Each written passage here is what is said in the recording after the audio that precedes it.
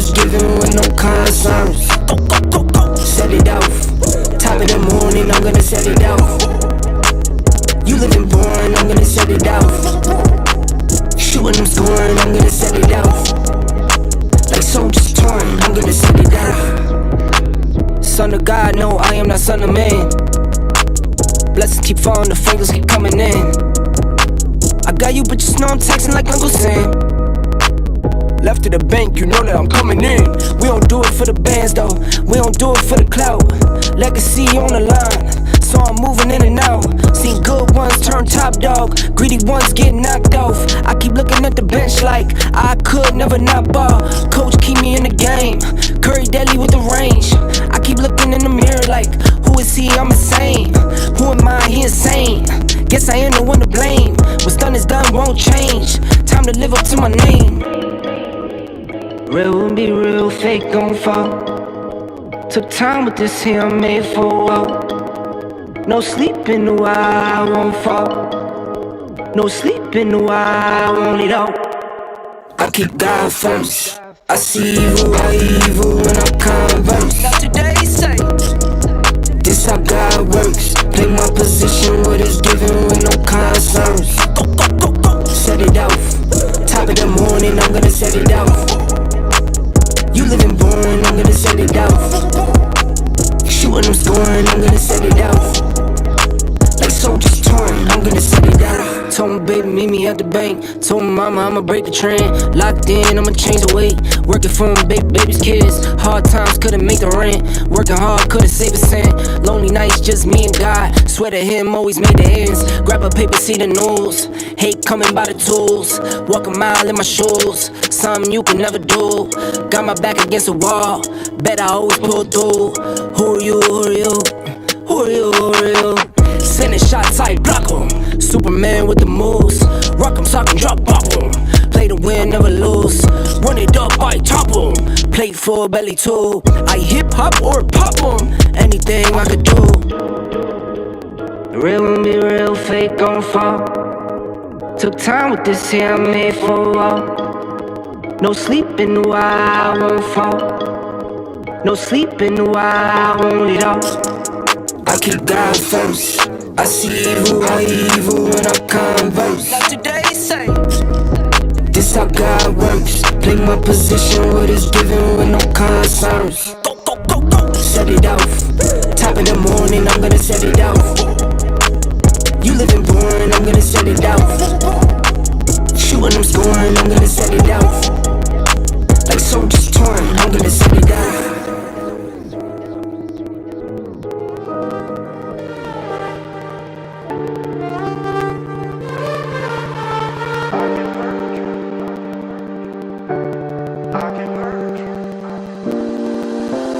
I can hurt you like you hurt me too, me too. We're letting go, ripped it up, we're letting go, ripped it up. I can hurt you like you hurt me too, me too. We're letting go, ripped it up, we're letting go, ripped it up.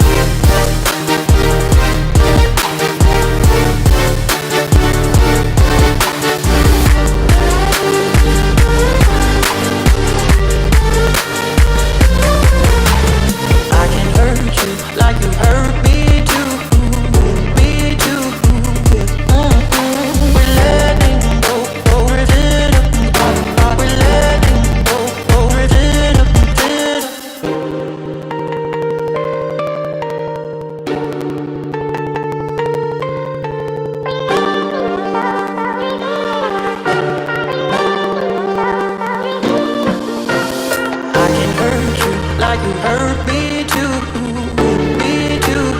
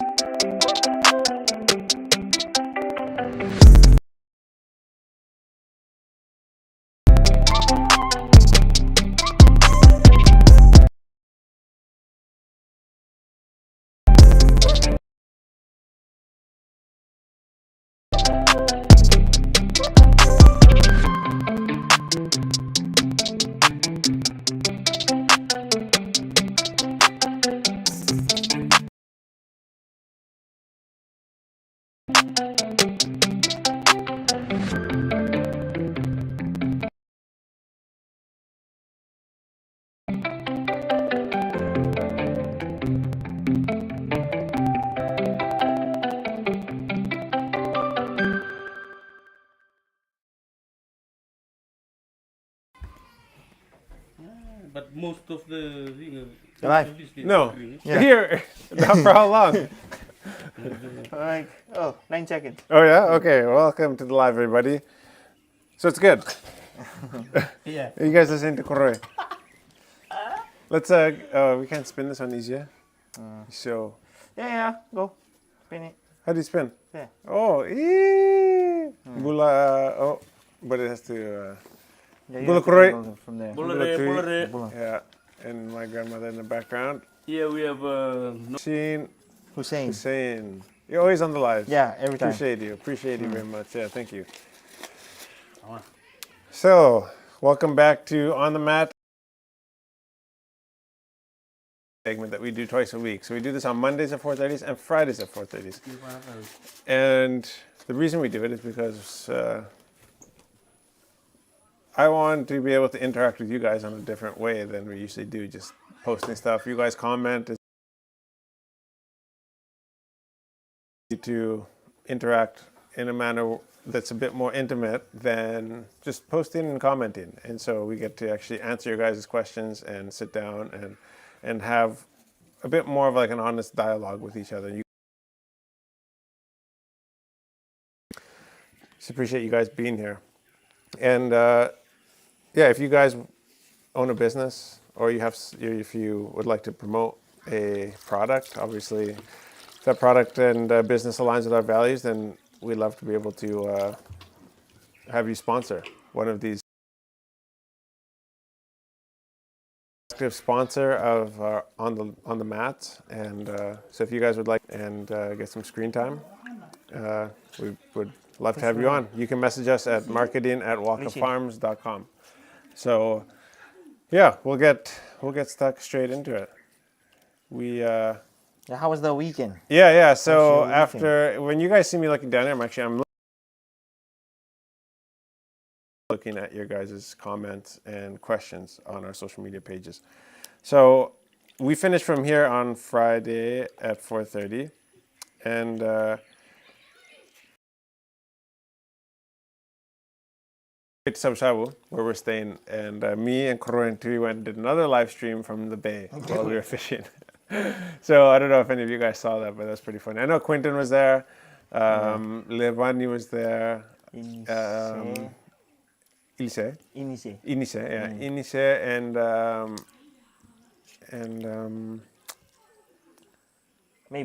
Mabel, that's what I was thinking of, Mabel from Namale.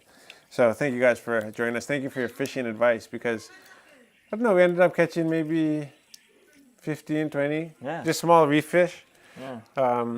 And so it's good. We got to.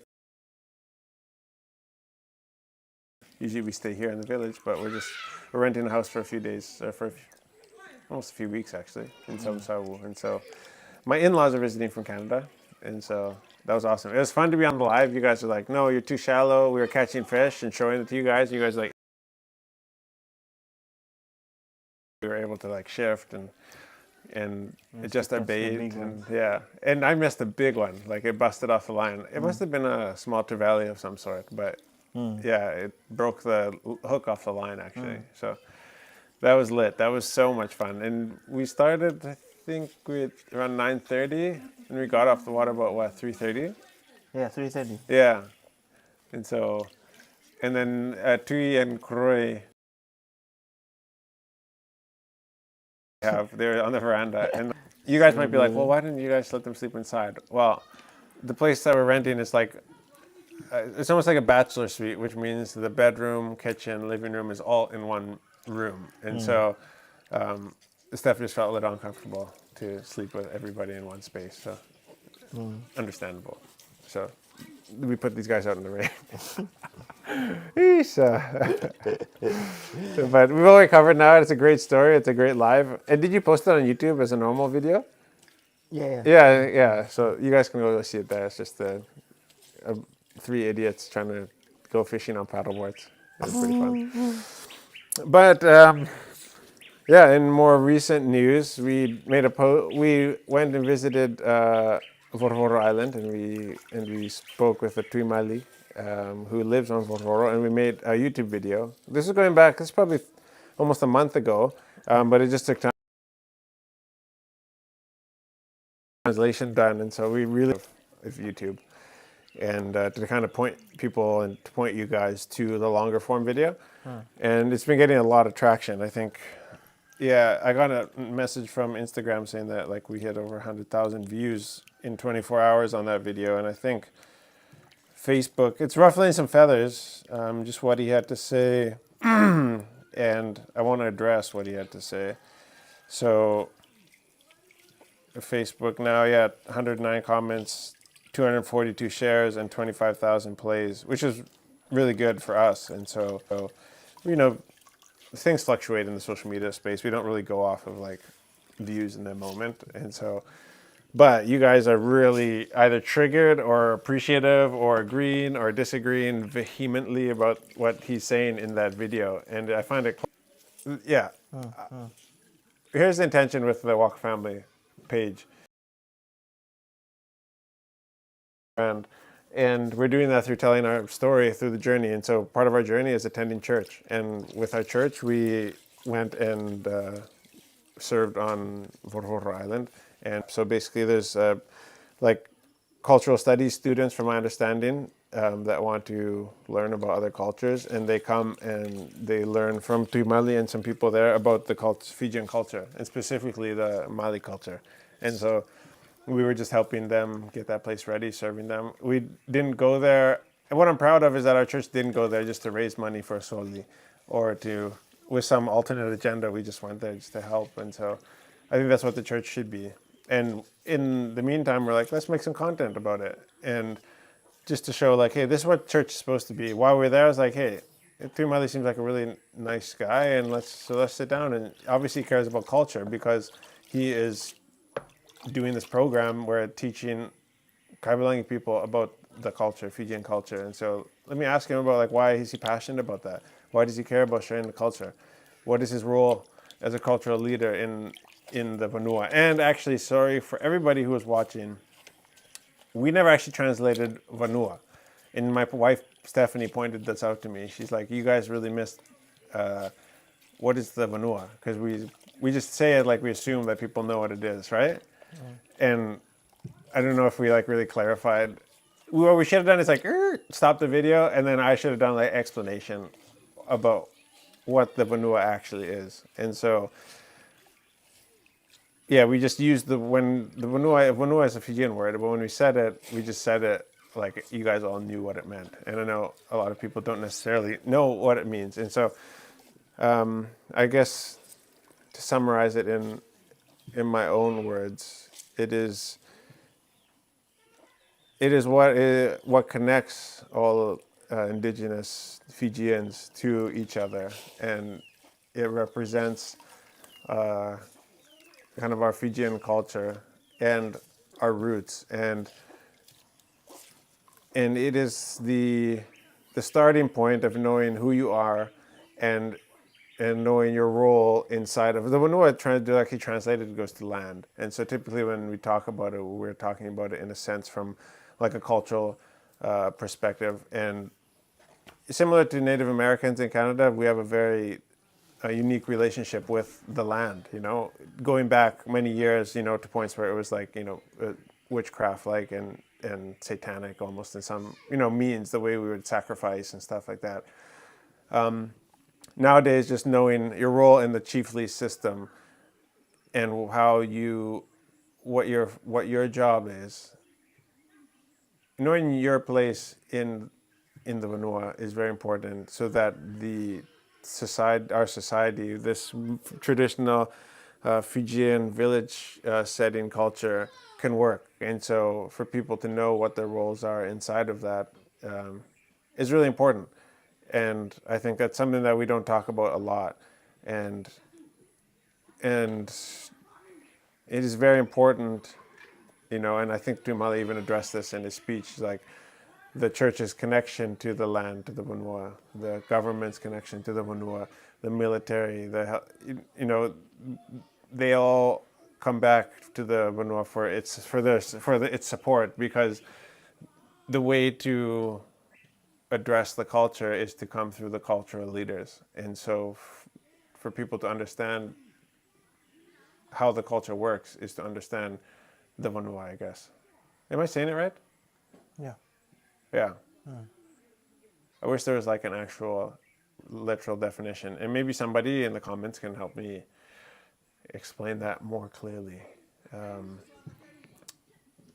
But yeah, like I feel like when we present protocols and stuff like that, like the two things that connect us are like the Angona and the Vanua, and so that is our means of understanding who you are, and where you come from, and what your role is in the place that you come from, and that means that we know how to treat you and how to look after you, because if you come from a different land and a different province, but you are from a chiefly family, then you'll be treated differently. If you are, say, like one of us, like like I'm Bati, like that's my last name, right? Bati Sari. So we're typically, protectors of the chief, right? And so all these things have different roles, because when it comes to, say, like a funeral, you guys will all have each family will know what their role is, because they know their place in the Vanua. And so there's nothing you can do about your place or knowing what your role is, because it is God-given, because you're born into it. And so there's no shame in whatever position you've been granted. And I think when to me, when he's talking, he's saying it's granted by God. It's just like you're born into it. You being born and being a person on earth is God saying, like, of all the people, like, you've been chosen to exist. And so to exist and know your purpose within this cultural system is vital to this culture prospering. Yeah? Yeah. Okay. Anyways, you guys can go check it out on Instagram, YouTube, and TikTok and see what you think.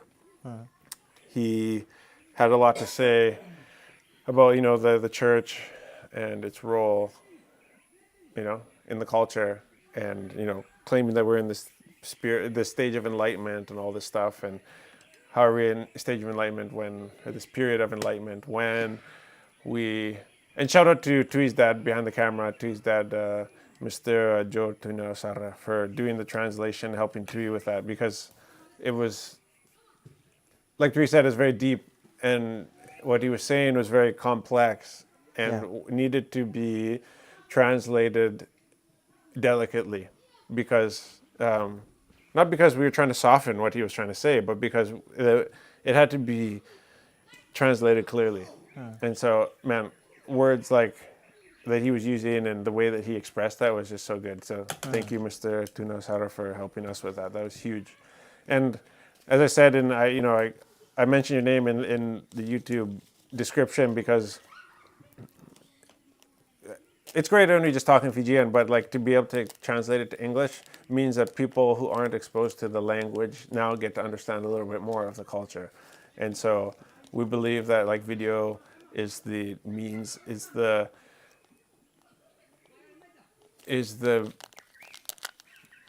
current,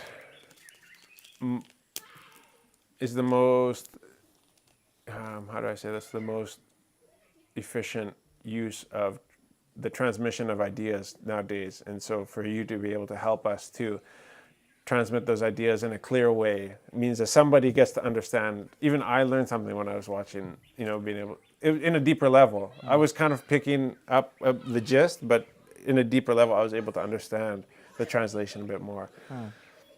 And so backtracking now to what the Waka family is about, and what I want these lives and these moments, these vlogs, these podcasts, we just want to share ideas. Not necessarily that we agree with everything that he was saying or disagree, but it's a means to start a conversation. And I think that's one thing that lacks a lot of times, is the ability to have an open dialogue. So I'm sure that, we're going to go visit him again, because we have a gift that we want to give to him, to Tuimali. But, and I'm sure he's going to get blowback in a certain way from some of this, but it takes a bold person to just step out and say the things that he said.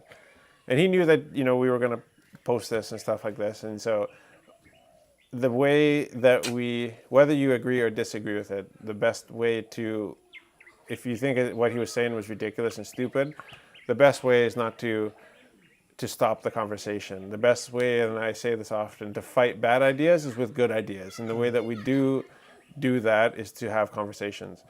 And I think a lot of people are just like, we cannot agree to disagree anymore, therefore, which basically is saying we're not willing to have conversations with people that don't align with us in every which way. And so I want this platform to be a place where I can have on him, and then I can have on somebody who has something completely different to say, maybe who's, more, for what's going on with the church and all of this stuff. Right. But I just want this to be a place where we can have open dialogue, and it's okay to disagree with each other. But that's the whole point of what we're doing here.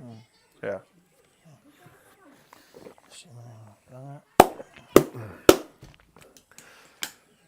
So that is the summary. But you guys should go check out the vlog. It was a good one.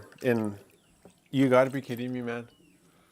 Already? Look at on my thumb. Oh my god. On my thumb, like a chewing gum. Yeah, put it there. Really? Hey, take it away. No. I'm gonna go wash my hands. It's disgusting.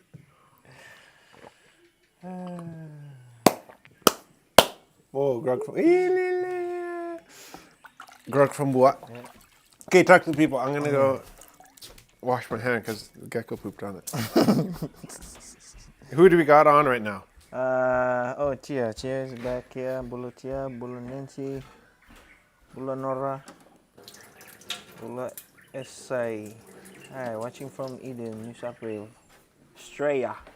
Australia, mate. TJ, so what? Bulu Vinaka. Australia, mate.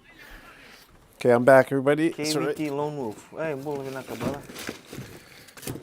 You're gonna die, bro. Where is he?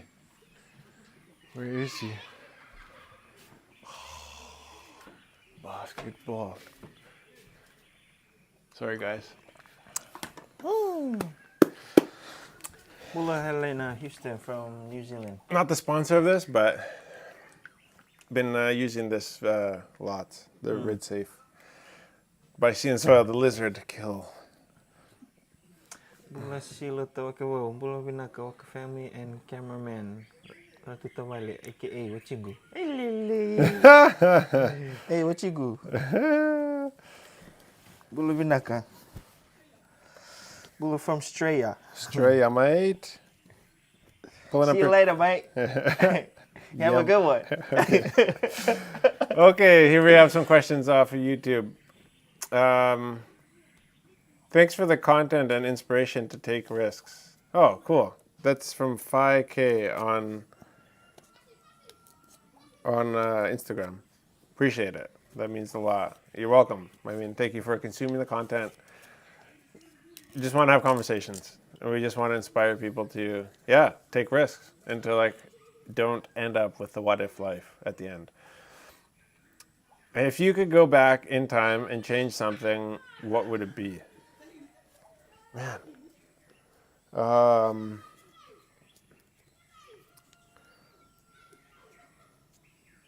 I don't think like that. I don't think like that. Everything is like a learning opportunity. And these are all, I'm going to start speaking in cliches here, but yeah, I just don't think like that because I don't think it's very constructive. I guess I think of it in a way, maybe it's a different way to say it, is like, what have I learned from that so that I don't make that mistake again? Yeah. I mean,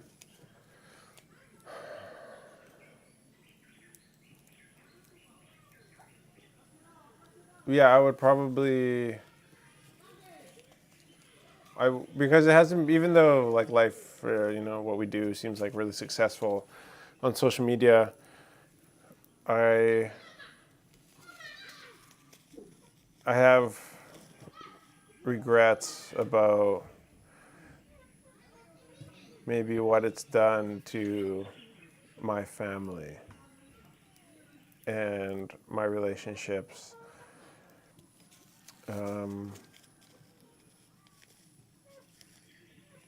Maybe with my mom and dad, I guess. I'm trying not to speak out of turn or say something. Because, like everybody says, like you recommend don't go into business with with family or with friends, right? And I would recommend that for sure. Simply because, like, man, things haven't gone according to plan. Like, we planted a bunch of sandalwood, we invested a bunch of money in cattle, and on my watch, like, the sandalwood got destroyed, and we invested a bunch of money to bulldoze some land, and it's all overgrown because the big investment that we put into planting sandalwood got wiped out by the cyclone. And then we shared our pasture land with some other family members. And then when they moved, they went to take their cows. Then they opened the fence and they took their cows, but all of our cows escaped. So we had, like, not much, but 30 cattle, male, female, small ones. And so, my dad spent more money than I did, even though, I put some money in, but, he worked a lot of extra hours and side jobs to be able to invest in that cattle farm. And then under my watch, it went under. And so we're trying to rebuild that as we speak. But that's been hard on us as a family. Yeah, I think our relationship has kind of changed just inherently because we've sacrificed a lot to do what we're doing, and I think I lean so heavily to the being an influence, not an influencer, but trying to be an influence. The word influencer is almost too bad sometimes because it makes you feel like I'm somebody who just wants attention just for the sake of getting attention. But I think attention is just the greatest commodity nowadays, and I feel like with enough attention we can create any business we want and have your guys' support. But what it's done to the family relationship is, it's been tough, and we're all on good terms, like everything's good, but it's not easy. And so I wish I could manage that stuff better, because obviously as a son, like, the thing you don't want to do is let your parents down. And so, and especially your father, right? And so, yeah, I don't want to. I know that a lot of you guys are proud of what we're doing, and the people that work with us, and other people, but there is this, like, nagging feeling that you're, as a son, you always want your dad to be proud of you, right? And so I just hope that I can maybe perform better for them, because this media stuff is a long game, right? And me and my parents are playing on a different timeline. Like, they're getting close to retirement, and I'm not. And so I feel like I got, like, a 10-year horizon that I'm, like, 2031, like the stage when we're going to blow up. And so I'm, like, aiming for that. And I know that if I can survive and keep learning from mistakes and doing better than I did the day before, that 2031 will be the year, or before that. And so, but that's not, like, a timeline that my parents have to work with necessarily. And so, yeah, that would be, I mean, answer your question really honestly, that would probably be one thing that I wish I could have done better, and I'm trying to do better with. And yeah, it's not been easy on our relationship, but I mean, somebody's got to. This sounds like really I'm full of myself, but I feel like somebody's got to do it. Somebody's got to drive the rough road or blaze the trail, and so sometimes I come to the sacrifice for, like, luckily, like, me and my dad have, like, and I guess I talk about it in that way, but, like, me and my dad have a really strong relationship, and so we've been able to maintain that. But I feel like lesser set up fathers and sons maybe wouldn't be in the same position. And so, although our relationship has changed, it's just kind of like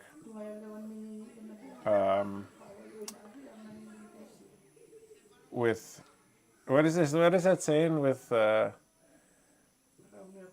great something comes great responsibility.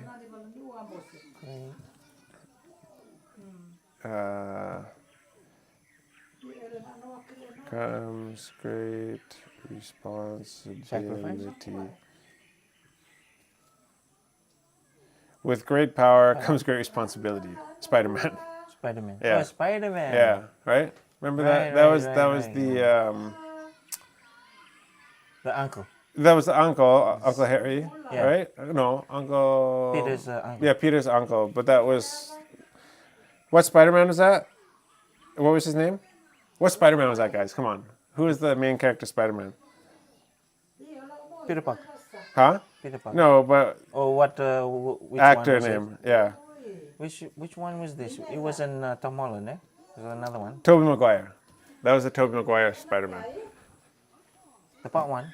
This one. Yeah, I think it was like part 1. This guy. Oh yeah. That was he was a Spider-Man. Yeah.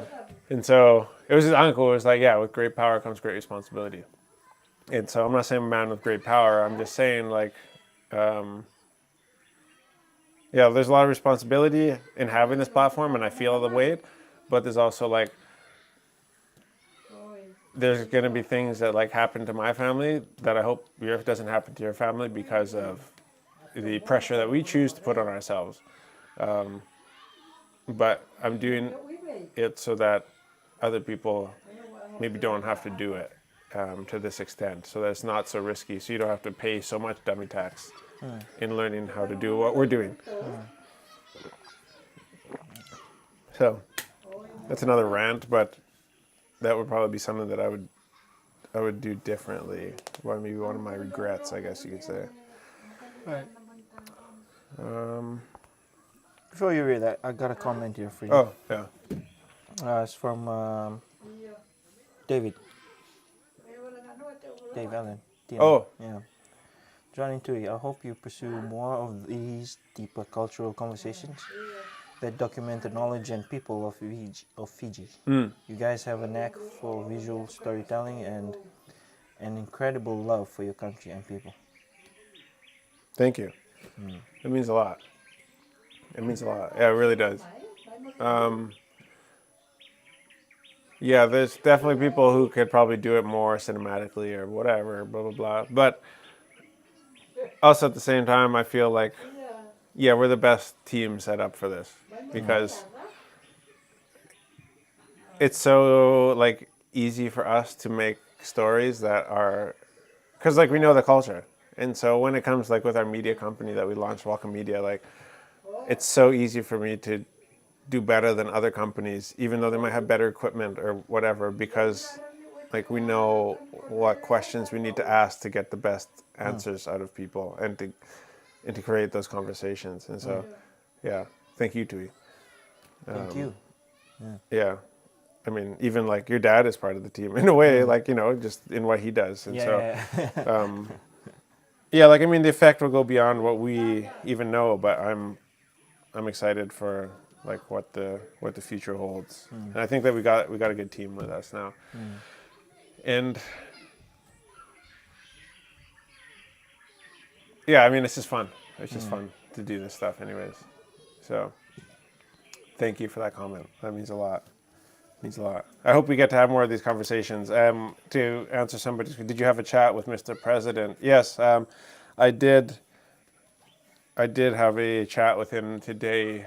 We sat down at the coffee shop at Fresh Tea and Coffee in Senganga, and he just wanted to meet, say hello, and we didn't chat about anything in particular actually. Just a courtesy visit is what he said. And so he said there's what was his words, like something like we're creating like a movement. He said because there's even landowners and stuff in Suva who are coming back to the land because that's where the opportunity is. So whether that's leaving their jobs or finding inspiration from what we're doing to come back to the land, then that's what they're doing. So again, when we're here, we don't really feel a lot of that. So to hear him, it feels like, yeah, there's some people that are, or he's heard it in conversations that people are seeing what we're doing and feeling. That's all we're trying to do is just like promote Fiji to the world and to show people that like, hey, there is a huge amount of opportunity here, so that we can maintain this culture, maintain the family so that wives and husbands and fathers and mothers get to stay together. And so I hope that we can, in some small way, be a part of that movement in Fiji. So, yeah, thank you to the president for meeting with me. I was in this outfit. I was in some. So we were playing. I was playing squash with my in-laws, and I got a call from his head of security. Actually, no. The first call was from USA, actually, and he said, "Hey, president wants to meet with you." I'm like, "Oh, okay." So, yeah, can you meet in half an hour? I'm like, "Shoot, I'm in some show. Like, earliest I could be there is by 2:00." And so then they got back to me like, "That works." So I was like, "Okay." So, yeah, I got here at 2:00 and sat down with him, had a good conversation, and yeah, like all this stuff. Like, I don't need that to be like a really productive conversation, but like that having that first touch point, that means that is the start of something fresh and new. And who knows? Who knows? Like I was telling you on the drive home, like there's no conversation that's just for nothing. Like everybody has some sort of ulterior motive to having the conversation. Like even if it's simply just like, no, let's talk to him because you never know. Like that is, even if that's what it is, like you never know, then that means that there's some advantage to him to, actually making the contact point. So I'm really appreciative that he took time out of his day to, he's a busy man. He just got back from Bali and everything. And so, Oh yeah. Yeah. Saying, oh yeah, he went. yeah, because he said, meet, Elon and all Elon, those eh? guys, yeah. That's crazy. Elon. Elon. And so, yeah, Auntie Philo, his wife, who's my auntie, she was, thank you for your kind regards. And I passed your lolomas on to my grandmother and to my dad. So thank you guys for your time. It was kind of intense because I showed up to the coffee shop. I was like, holy smokes. When he shows up, like there's like an entourage, eh? Like, Dude, when you told me, like, they called you, yeah. and I asked you, like, what did they want? What did he? Like, no, nothing. I didn't know what they wanted to say. And then you said, like, oh, maybe it has to do with something about the vlog that we posted. Yeah, too much. Oh, shoot. And you were waiting What for the time bus. what time we should get? Yeah, I was like 1:30. I was like, what time you guys meeting? 2:00. All right, I think I deserve to catch one cab. You took a cab? Same time cab. Woo! Right up here. So, Tui paid $70 for a cab. Shoot. The guy was like, well, Worth it or not? yeah, it was worth it. I mean, you because, never know because it was good that they saw you with me. Yeah. Like we're a team. Yeah. So yeah. The last time I met him was before he became the president. Right. Yeah. Oh, okay. I mean, I should It have was- promoted our media company to him. Should have given him a business card. Or Sure, something. dude. We're idiots. Yeah. Man, we forgot about that, yeah? Yeah. I mean, well, if he sees our stuff, he would definitely reach out. Yeah. Siya nga, belakang ba? So, yeah, that was a great meeting with the president. That was a great meeting. Malaf. Great meeting. What sacrifices did you make in order to get to where you are at now? This is also from Phi_K. I mean, look, guys, like, this word sacrifice is actually kind of triggering for me because, like, my dad said this to me a long time ago, and it helped put it in perspective for me. He's like, hey, one guy made the sacrifice, the ultimate sacrifice, and that was Jesus in giving his life for us. And in doing that, while we were still sinners, Christ died for us. And, very rarely will somebody, give his life for somebody that he doesn't love. Though for somebody that you actually like and you love, you might dare give your life. But while we were still sinners, he died for us. And he said, and my dad said, I don't want to hear about sacrifice if you're a Christian, because Jesus paid the ultimate sacrifice. And so what we do is because we love Jesus. And yeah, what we do here is because we love Jesus. And we're trying to do business in a way that people can see that, yeah, these people do business in a different way. And I believe that honest Christian business people can change the world. And so in saying that, our life is really good. And I really can't complain about everything. But, my wife, Stephanie, especially her, it was it was her motion that landed us here. Like she was the one. I would have never suggested it because that would have been almost unfair. But she was the one who suggested that we come to Fiji and that we do this thing here. And so, but she sacrificed, all of like her comforts, being around people who speak in the language that she can understand. The comfort of, a hot shower, even though we do have a hot shower now, which is nice.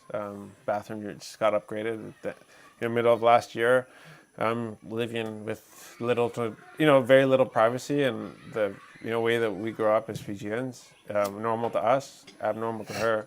And so even these things, like, she doesn't complain about it, but these are things that she has sacrificed but because she's aligned on the goal that we have to Waka and to the brand, she doesn't complain. And so we all have to sacrifice something at some point. And either you're going to sacrifice now or you're going to regret later. That's kind of the way that I look at it. And so what I look at and what you might think of as sacrifice in the moment for the thing that you don't want to do will end up being regret later because you had the choice to do it. And regret, I feel like, is usually felt because you feel like you can no longer change the thing that you did. So usually when you get to the end of life, that's when you'll hear about people having regrets. And I think it's simply because the timeline that they're working with is different and they don't have the opportunity to go and do the thing that they thought that they should do way back when. And so I'm trying to do the thing that's hard now, call it sacrifice, so that I don't have regret years down the road, if that makes sense. So I would rather sacrifice now than regret later on. And so when I look at it in that light, I'm able to justify the pain and whatever that we go through because I know it's better than regret on my deathbed. Does that make sense? Yeah, it does. Yeah. I'm getting good at ranting. You're really good at it. Yeah. Sometimes People are like, no, you've always been good at ranting. You've always been good. like, whoa. Well, okay, shut up. Off. Hey, Stephanie's in the chat. Bula Stephanie. Who? Bula and Bula Tui. Stephanie who? Stephanie Burns. The Stephanie and Paul. They came to the. Yeah. I thought you meant my Stephanie. Oh yeah. Okay. No. Yeah. Not your Steph. There's no. There's not only one Stephanie. Yeah, I know. I was just like, little Stephanie. I'm like, shoot. Yeah. Paul messaged me yesterday. Oh, really? Yeah. I was like, dude, I really love the vlog, man. Oh. You guys did a really good That's cool. job. Thank you, Paul. Thank you, Yeah. Stephanie. Thank you guys for watching and being a part of this. And yeah, this is your support at the coffee shop. Like, yeah, it's the best. Yeah. Yeah. It was good. Yeah. Great. What did she say? She's just saying hi. Oh, hello, Yeah. hello, Stephanie. Great name. Dude, a gecko pooped on my phone. Are you Shoot it. Dude, I can't. Oh, it's up there. But it'll drip on your computer. Okay. Oh yeah. Hello, Tina. Tina's again in the chat. Hello, Tina. Oh, and Stephanie in the chat too. Oh, The shoot. Stephanie. The Stephanie. Okay, don't. Stephanie the real. Stephanie is also listening. Oh, Bula. Okay, watch what you say. Watch it, bro. Shoot. Yeah. Oh, What were you saying about your wife? Huh? What? She's great. She's the Okay. best. I choose her She's good. every She's- day. Yeah. Awesome. Despite. Okay. Are you thinking? Oh, you have some other. No, just Questions? Levani. here in the Yeah, let's chat. hear Levani. Just I love saying, Levani. we just had the bully of the Tui Lebuka. So nice to see customs and traditions being practiced, especially yeah, after right. 16 years. Right. Yeah. That was last week. Yeah, it was the week. I think it was last week or the week Week before. before. Yeah. Right. I have it in our Okay. current talking points. So Tamai Tabi. Are you thinking of? It's TUBBY. yeah, by the that's way, that's why. Kali, my friend, the one who works at FSC. Oh, okay, cool. Are you thinking of extending your farm business into sugarcane farming? That's the question.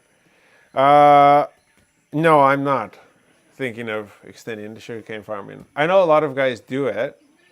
I think, and hear me out here, right? Give me some time to work through this. Sugarcane farming is great, but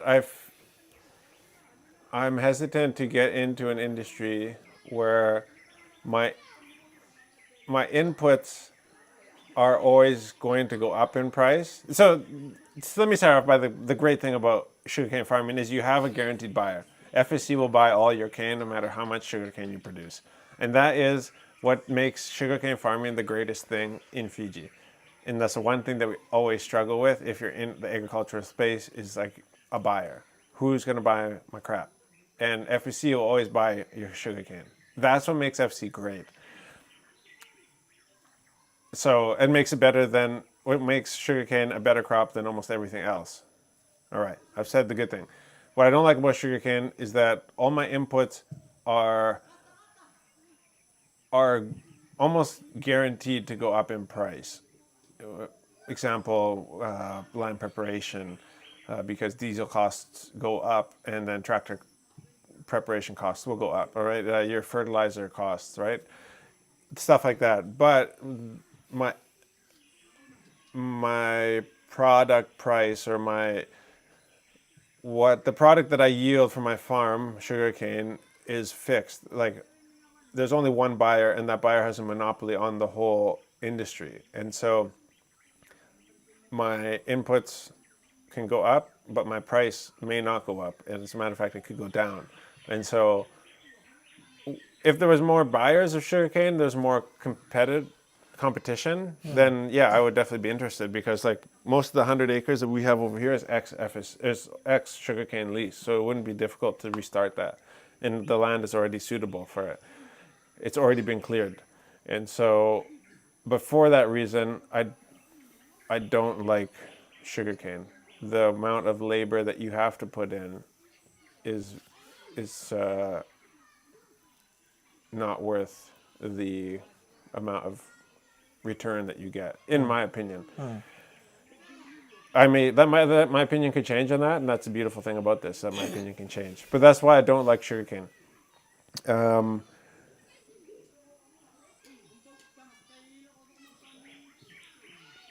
Yeah.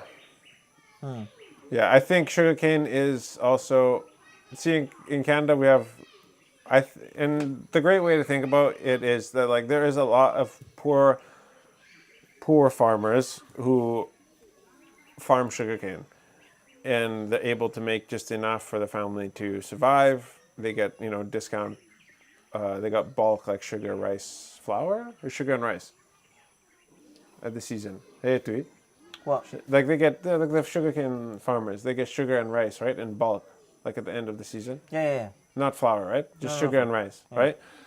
So there are benefits to the way I like.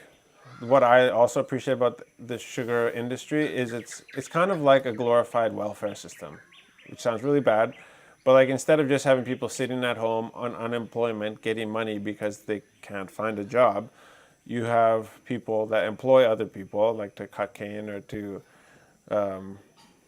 bakamu, or like weed their sugar cane, take off the leaves, and there's a whole industry. There's a whole kind of gig industry around the sugarcane industry, and just people that drive the tractors, who have to prep the land or weed the cane or spray the cane and do all this stuff. So there's all these people that end up having jobs because of the sugarcane industry. Even though they do end up living, at or below the poverty line, at least these people are not just sitting on a government paycheck, getting money from a government. And so I think it might be also just a better version of welfare, but if it means that certain families get to eat and they get to have a farm, even though they live at or below the poverty line, at least our government's not just handing out money to people who are just, I can't get a job. So, yeah, that's kind of my personal summary on the sugarcane industry. This is from Remesio Rabui. Rey Mysterio? Remesio. Rey Mysterio. Rey Mysterio, you can't see me. Iyo, dyan. Oh, sorry. John Cena. Puro magkaya Jonathan. What about trying Dalo farming export? Yeah. again, that's something that I messed up on. We planted like 15,000 dalo, and we didn't manage it well. Maybe too much too soon. And yeah, I'm open about the mistakes that I've made with you guys. I mean, I would do it again, probably just in a different way. But yeah, that's also a great industry to be in right now. I know, like I said, I met a Dalo farmer the other day who sold like 60 bags, $6,000 worth of Dalo and Taviani, and so that's the main place where Dalo is coming out of right now, I think, in Fiji. So, but yeah, our land here is not like totally suitable to Dalo. I think if I could figure out a way to farm it at scale in dry land, then yeah, we'd be onto something. So I think that would look something like, irrigation trenches kind of farming, but we'll see.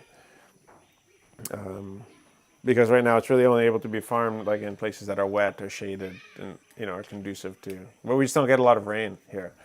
Like where I could be off on these numbers, but where Savasau gets like 2.5 meters a year, we get like 1 meter a year, and then like at the border at the top, it's like 6 meters of water a year, rain. It's like crazy. So it's a pretty arid, dry place here, comparatively speaking, even though it's really, really green. Yeah, it's just statistically not the best place to farm Dalo here. Right. Rosa, let's talk about the MP's salary increase and how unfair it is to the people. Do you have that on your things to talk about? I can look at that up. I didn't put that actually. Oh, okay. Yeah, it was an ongoing from last week. News. You can look that up, Yep. and then read me an article on it. Yeah. Is there any other comments in the meantime?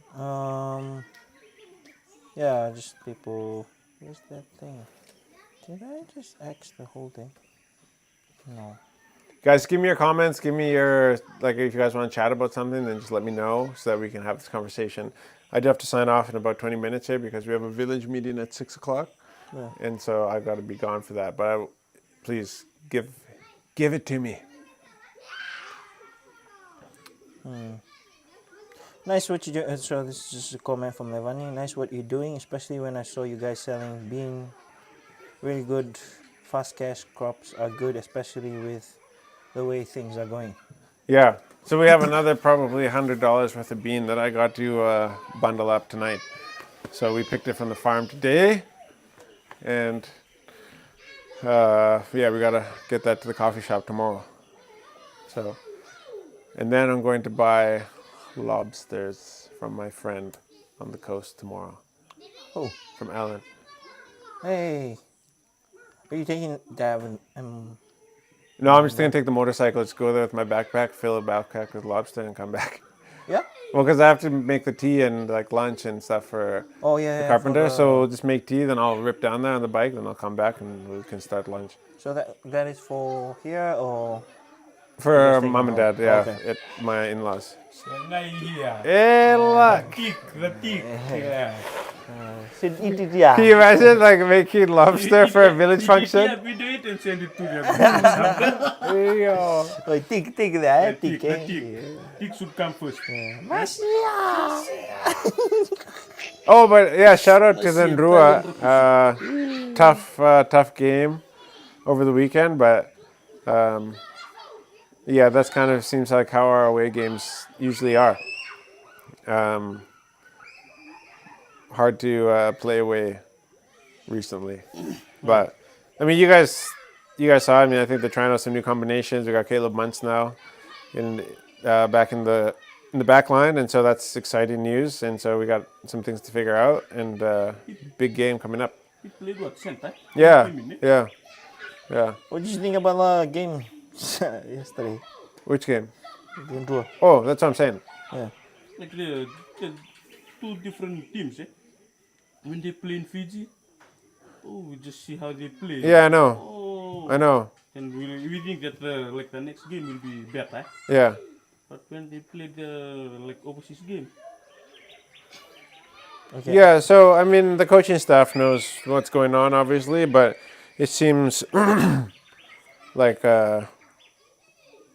we struggle outside of Fiji. So we'll have to figure out what's going on with that. But man, the week before it looked like they could beat the Blues or the freaking Hurricanes the way they were playing last weekend. Yeah, it's a check it, man. Oh, I'm not sure I have it here. Like, It's in the dock.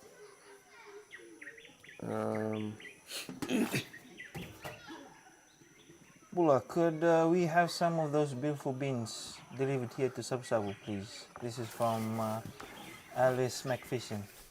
McPherson. Yeah, Alice. like I supply a couple restaurants in Savu.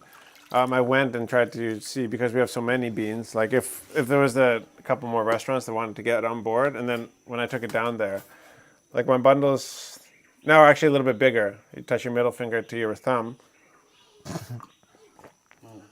That's the size.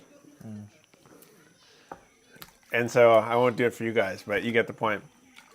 And they're $2 a bundle. And so I took it to this one restaurant, and they're like, "Whoa, no, it's too much.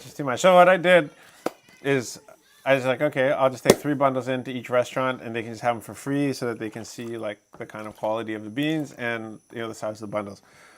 And I took it into this one bundle, this one restaurant, and like, how much? I said $2. I said, oh no, like this bundle right now is going for $1 in some supermarket. And I'm like, so they put the 3 bundles together. They said, oh, this is $3 in the market. I'm like, oh, okay. That's fine. I said, set. You guys keep that. That's my promotion to you guys. Just so you know. I said, you guys can call me. I never even gave them my phone number, which is funny. I said, you guys can call me if you want to order. And I said, all right, thank you. And I started walking away, and they're like, wait for the boss. And you just go talk to the boss. Then we'll ask him if he wants to buy some bean, because I knew they're not $3 for that big of a bundle in some market. And I went to the market later. They're actually like $6 a bundle or $7 a bundle for that size. And so I was just like, no, just you talk to the boss, then you call me. And they're like, oh, okay. And I'm like, yeah, that's what you get. Because like these guys, they always try to like G you out of like, oh, shouldn't say that. They try to screw you out of, yeah, everything. Like if it's $2, they want it for $1. If it's $1, they want it for 50 cents. And so some people, it's just like, I'm like, I don't want to work with people like that. But if I probably have like 40 bundles that I'm going to be displaying at the coffee shop tomorrow. So if you actually want like a lot of bundles, then let me know. But I'm not going to bring it down there for like 2 bundles.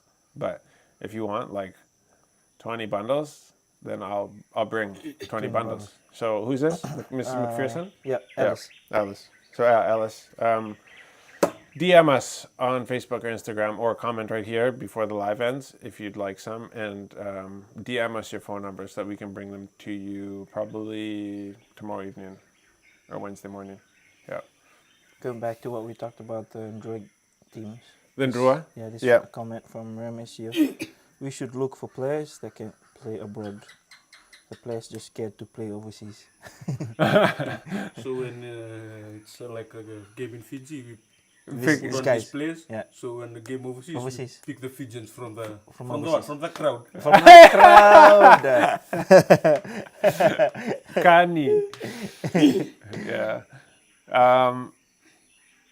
Yeah, I think it's difficult. It's always difficult to play away from home, and I think it's difficult to fly, to be jet lagged, and to get your combinations together, and so I mean it's easy for us couch potatoes to have a commentary on it, but yeah, everybody's doing their best. So shout out to the boys. Shout out to the slicer, the slice man himself, Yosef Omasi. Just slicing through the defenders, slicing through the back line.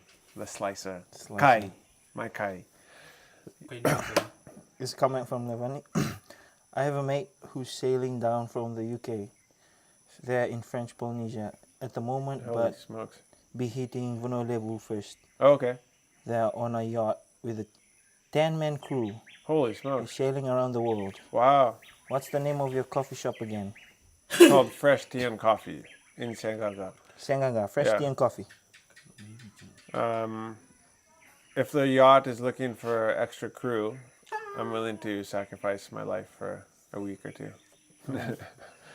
I'll be the deckhand. I'll scrub that. Yeah, just Scrub let them. that deck. Yeah, maybe just let them know when they Scrub the- get to. Probably they'll They probably come come through. to Subway. They might. Yeah. Yeah, port of there's no landing come place. through Nui, maybe. Yeah. If they're coming with a 10-man crew, they're probably coming to Nui. No, yeah. I would assume. So if you get there, you can just see it on the Google Maps Yeah. where Fresh Tea and Coffee That's is, right. and just it'll take you right there. That's right. That's Mm. right. Yeah. Let us know. Let us know. In regards to the MP salary increase, I don't know if we have an article pulled up on that, but do you? Yeah, it's there. Okay. Do you have it? Oh, my Google Docs is offloaded. Reload.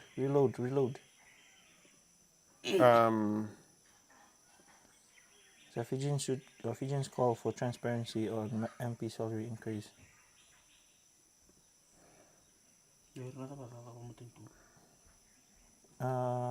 MP. Ui. Portunga itu sudah kan tuh. Iya, pokoknya vitang mata kan. So they decide on it. Okay, where are we? At the bottom? Oh, salary increase. Okay. Yeah, that one. There we go. Sorry, guys, my laptop is with my wife Stephanie in Subsau. All right, here we go. Let's read this. Questions have been raised by vulnerable Fijians regarding who will bear the cost of the recent increase in salaries and allowances for MP members of for members of Parliament. The decision has sparked frustration and disappointment among many, including fishermen Luke Dele Nukunawa. Nawa. What is the meaning of Nawa again? Delay nukunawa. Nawa. Nawa. Swim, ele. Kiri.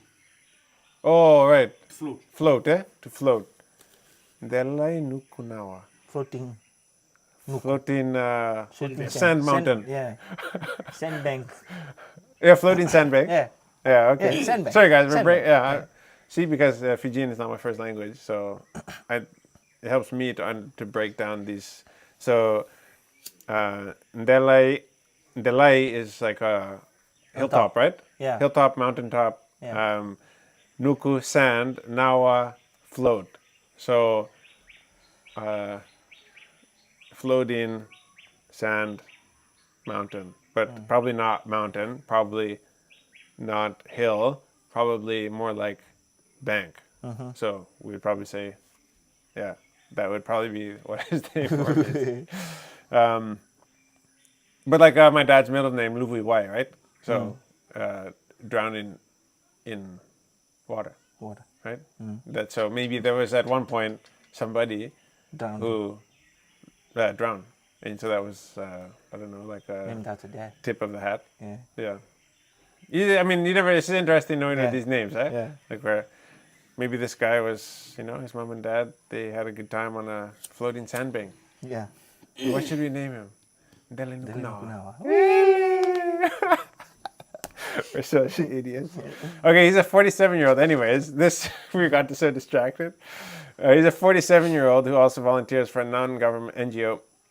He expressed concern that this change will disproportionately impact marginalized Fijians like himself. He highlights many families in Fiji struggle to afford meals and suggests that MPs might be unaware of this harsh reality. Right now, we are unable to afford 3 meals a day, so at times we can only afford 1 or 2 meals because we're unable to buy enough food. He argues that even before this pay increment, the salaries of Fijian MPs were already comfortably positioned. He emphasized that MPs should remember that the Fijian populace is now more intellectually developed and aware of economic impacts that such a change will have, particularly on the struggling segments of the population. MPs need to tell us the basis of their pay increment. That is so true. Well said. Residents of Nanuku settlement echoed his sentiments. A construction worker stated that his current pay is insufficient to meet his household needs. Leone Nuku adds the MPs should be mindful that they were elected by the people and should therefore prioritize the well-being of their constituents. As Fijians voice their concerns, the need for a more inclusive dialogue on such critical decisions becomes evident. The government's response to these concerns will be crucial in sharing public trust and confidence. So here's the thing, is that like, okay, we have this platform, right? The Walk Family platform. I would love for somebody in government to come and talk to me and to be able to inform you guys on why the pay increase. But they won't, because either they're not allowed to, or they're scared, or something. But it would be beautiful if we could have an open dialogue as citizens who pay your salary. We feel like we deserve an explanation for your raise. What are you doing better than before to get a raise? Because in a capitalist environment, I pay somebody more if they do a better job than I expect, than they did before, or than they've been asked to. And so that's when you get a pay rise. And obviously you get a pay rise if like you haven't done any of those things, but the cost of living goes up and the minimum wage goes up and all that stuff, right? But to just give people a pay rise just because the cost of living goes up is valid, but then like tell us that. But like all we get to know is that like everybody gets a raise, and meanwhile a lot of people don't know what the heck you are doing. And so I feel that from the people everywhere, they don't know what the government is accomplishing right now. And a lot of these people are people who voted in this current government. And so the job of the government then is to tell us about what you're doing and market that. The only reason that we have a platform is because like we tell people what we're doing and you guys buy into it. And everybody knows now, or like lots of people know what we're doing. And so the best thing that you could do would be to come on a platform like this and have a discussion about like the things that you're currently working on. Because we see you guys traveling, we see you going to different events and doing all these things. What is that accomplishing for us? For example, the president was just in Bali meeting with a bunch of people, and he had a meeting with, he chatted, or he was at least in a picture with Elon Musk. Well, we know that the results of that or what happened right around that time was that Fiji got Starlink.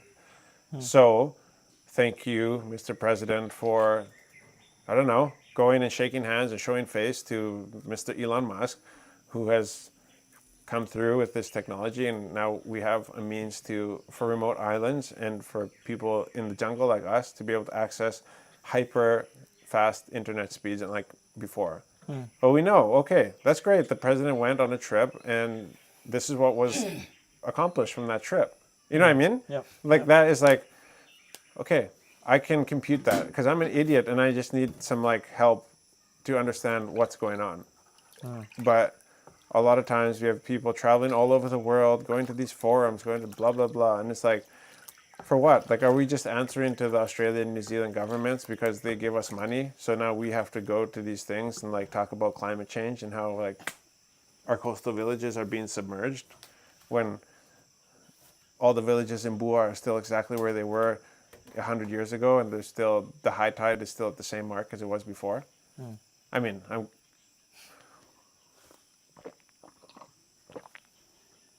I'm not your voice for a rising ocean, but yeah, we need to look after our environment. But I'm saying like we're traveling around, I feel like satisfying the wants and desires of all these other nations and organizations, and our own people are left in the dark about like what the heck is going on here.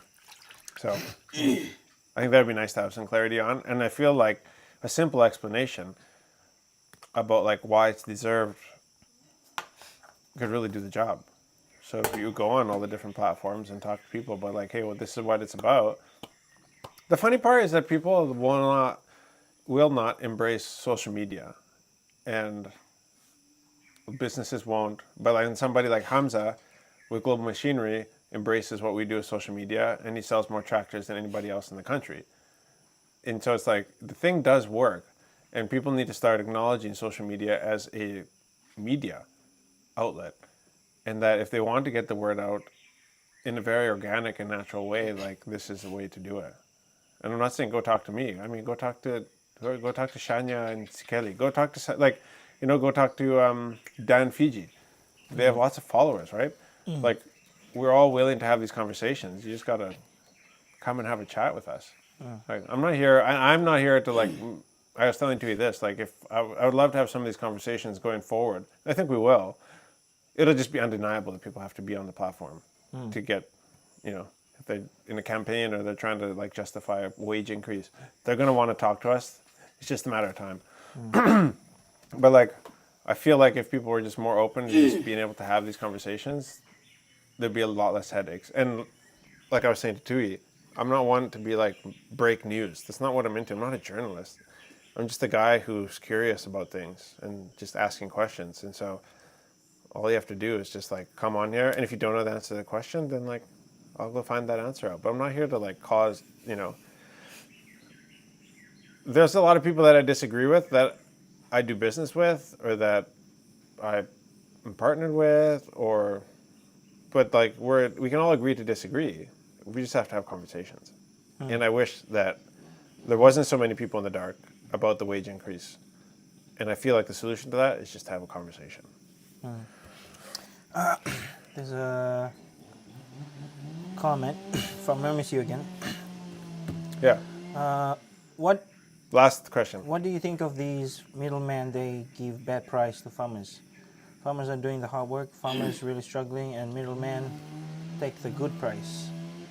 See the fluctuation of dollar price just last month, $5 a kg, and now it's $1.80. Yeah. Yeah. Now it's down to $2 a kilo, I think. Yeah, $2 a kilo. Now $1.80 apparently. Yeah, so I mean that's a free market. I mean, unfortunately, the best way to, and I know somebody who's done it, the best way to counteract that is to buy dalo yourself and to offer that. Somebody's offering $2, go ahead and take some savings and buy it for $2.50. And then, but like it's hard to do that obviously because these guys have facilities and they're competing. But either farmers band together because farmers care more about farmers than they do about middlemen, and they don't sell it for that price, and then the middleman will have to buy it. But the problem is we don't work together, and because we care about our families usually and putting food on the table, so we end up having to sell it. But if say like every farmer in Taviuni said, no, I'm not okay with that, I won't sell it for $2, the deal is nobody's selling for $2, then the guy's going to have to up his price. That's just how capitalism will work. If you won't sell it to him, then he'll have to give you, like, everyone is selfish. And you can only be selfish to the point in which you won't do business. What I mean by that is that the market will always tell you when you're being too selfish. And so people can say, oh, the middlemen are being selfish. But are they? Because like people are still selling to them. So the job is then on us. Like, because that's like the thing is like, even with what the Tui Mali was saying about, the church and, all that stuff is like, hey, we are the church. It's not on the church leaders, just only them alone. Like we are the body of Christ. What he says is we are the ones who are supposed to be not just about the church building and the gathering, but about what we do for the community and how we express God's love and his care to the world. And so in the same way for farmers, it's not up to somebody else to come and protect you. Like you have to protect yourself. And so the way to do that would be to band together and to agree to not sell, because you can call it selfishness because we're all selfish. We all want the highest price for our dalo, but he's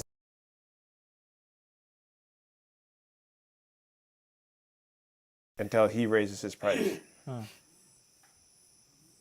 Or come to me because I might have a contact who will buy the dalo for more money. And then I become the middleman, or the guy that I know becomes the middleman. Right? Like, we have to think outside the box. Like, this guy is not the only one. He doesn't control your life. But it ends up not working a lot of the time because somebody needs to feed their family, and so they're going to take 200 bags of dalo to him, and then he can get by. But if a bunch of you can get together, and you guys all agree to hold the dalo, then hold it.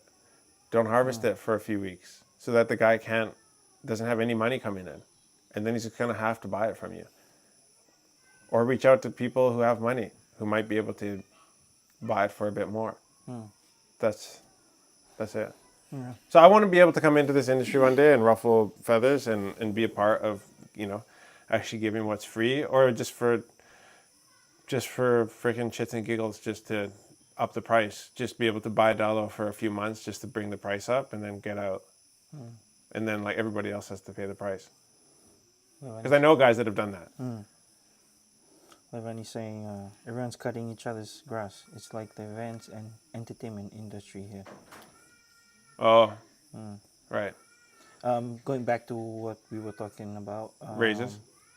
But yeah. Salary raises. raise, yeah. You guys have everything in Fiji that they don't have overseas. We have the land for farming and the sea for fishing and diving. If we had the right mind concept, we don't really need to rely on the government. No matter what happens, we have each other. We have each department in there to ask questions, and they should help the locals. Yeah.